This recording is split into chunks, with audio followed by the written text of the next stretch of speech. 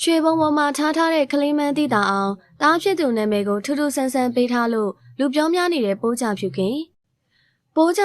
ကတော့မင်းသမီးဘဝကိုစွန့်က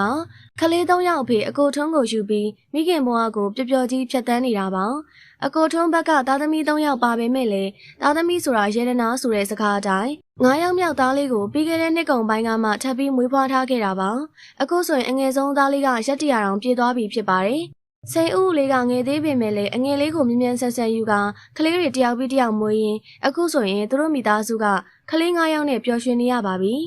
အငယ်ဆုံးသားလေးကရက်တရာပြည့်ပြီမို့မွေးနေ့ပွဲလေးလုပ်ခဲ့ကြကနာမည်ပေးကမောတက်ပွဲလေးလည်းလုပ်ခဲ့ကြပါတယ်ပိုးကြဖြူခင်ကသူ့သားတွေရဲ့နာမည်ကိုဆိုရင်ဘယ်တော့အခါမှပြီးစလွယ်ပေးတာမျိုးမရှိပဲဘေးဒင်းဆရာတွေနဲ့တေချာတိုင်ပင်တယ်လို့နာမည်ကိုလည်းဘယ်သူနဲ့မှမတူပဲနန်းဆန်အောင်ပေးတတ်တာပါအငယ်ဆုံးသားလေးရဲ့နာမည်ကိုလည်းနန်းဆန်ကကြားလိုက်တာနဲ့ဟာကနေရင်ကနေဖြစ်အောင်ပေးခဲ့တာပါဘသူနဲ့မှမတူအောင်ဆိုပြီးတော့မိုးမခမြင့်မှုထွန်းဆိုပြီးတော့နာမည်ကိုအမြင့်ဆုံးဆိုတဲ့စကားလုံးတွေနဲ့ရွေးချယ်ကပေးလိုက်ပြီးဖြစ်ပါတယ်အငယ်ဆုံးသားလေးရဲ့နာမည်ကိုကြားရတာနဲ့သူ့ရဲ့ဘဝဖြတ်သန်းမှုကိုပါမြင်သာအောင်ပေးထားတာဖြစ်ပါတယ်မိုးမခဆိုတဲ့အတိုင်းမိုးရောင်မခတဲ့အထိမျက်နှိုးတံမိုးထားကဥထားရတယ်လို့မြင့်မို့ထွန်းဆိုတဲ့အတိုင်းလူအများကြားမှာတယောက်တည်းထွန်းထွန်းပေါက်ပေါက်ဖြစ်ရမယ်ဆိုတဲ့ရည်ရွယ်ချက်တွေနဲ့ပေးထားတာပါဒါအပြင်သားလေးရဲ့နာမည်ကိုကြားလိုက်တာနဲ့သူတို့ရဲ့အစဉ်တန်းကိုပါဖော်ပြကမြင်သာအောင်ပေးထားတာပါအငယ်ဆုံးသားလေးဆိုရင်လည်းမွေးလာကလေးကရွှေခွက်နဲ့အချင်းစရတယ်ဆိုသလိုရွှေငွေပုံကြားမှာကြီးလာခဲ့တာပါ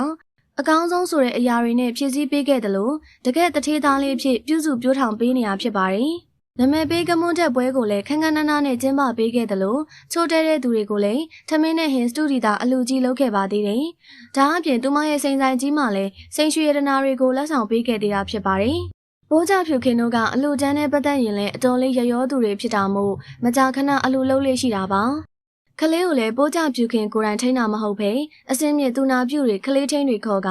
မြူတမုံအောင်မထိပါရအောင်ကာကွယ်ကမွေးထားတာဖြစ်ပါတယ်။ပိုးကြဖြူခင်ကအကိုထွန်းကိုယူလိုက်တာမှန်ကန်တာမို့မွေးလာတဲ့သားသမီးတွေကလည်းစီးစိမ်တွေနဲ့ကောင်းကောင်းနေထိုင်ရပါတယ်။ကြီးလာရင်လည်းအကောင်းဆုံးဆိုတဲ့ကျောင်းတွေမှာပဲသားလေးတွေကိုထားပေးအောင်မှာဖြစ်ပါတယ်။စိန်ဦးလေးဆိုရင်လည်းအသက်က2နှစ်ကျော်သာရှိသေးပေမဲ့ကျောင်းနေရပြီဖြစ်က